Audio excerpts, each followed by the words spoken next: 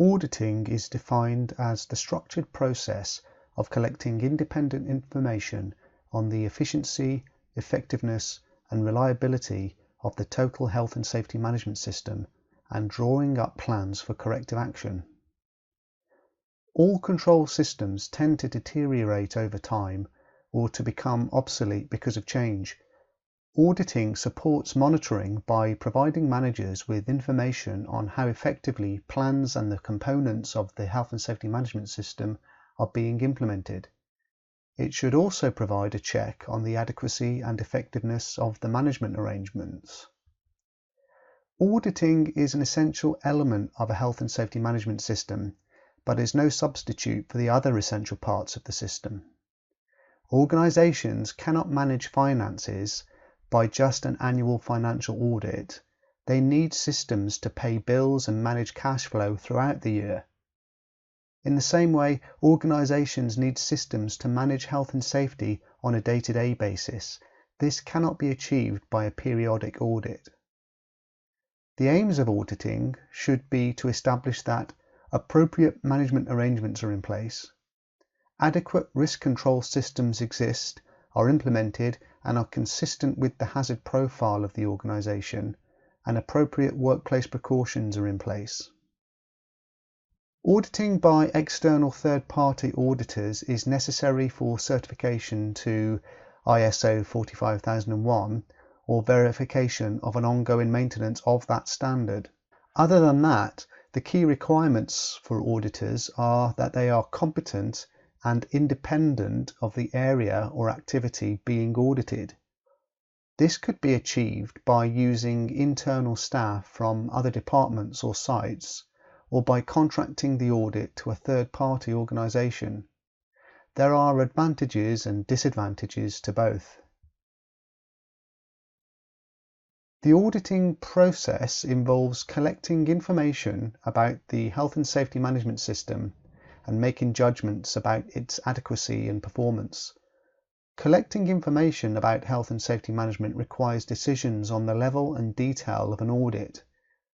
All audits involve sampling, and a key question is always how much sampling needs to be done to make a reliable assessment.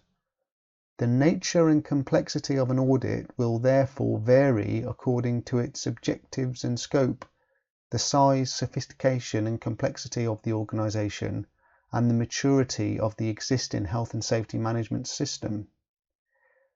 Auditors have three information sources on which to draw. People.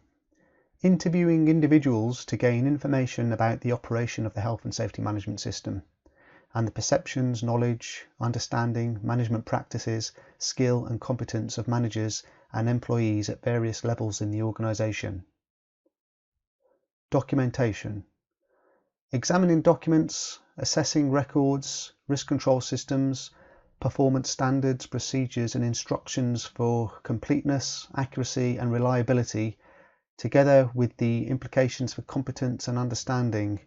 In practice, these may need to be reviewed in preparing the audit to identify issues to follow up and people to interview. Observation. Visual observation of physical conditions and work activities to examine compliance with legal requirements and verify the implementation and effectiveness of workplace precautions and risk control systems. The adequacy of a health and safety management system is judged by making a comparison between what is found against a relevant standard or benchmark. If there are no clear standards, the assessment process will be unreliable. Legal standards, HSE guidance and applicable industry standards should be used to inform audit judgments. It is important that auditing is not perceived as a fault-finding activity, but as a valuable contribution to the health and safety management system and learning. Auditing should recognise positive achievements as well as areas for improvement. In some audits, scoring systems are used to complement judgments and recommendations. This can help with comparing audit scores over time or between sites, but there's no evidence to suggest that quantifying the results yields a better response than an approach providing only qualitative evidence. Scoring systems can, however, introduce other difficulties, e.g. managers aiming their attention at high-scoring questions irrespective of their relevance to developing the health and safety management system.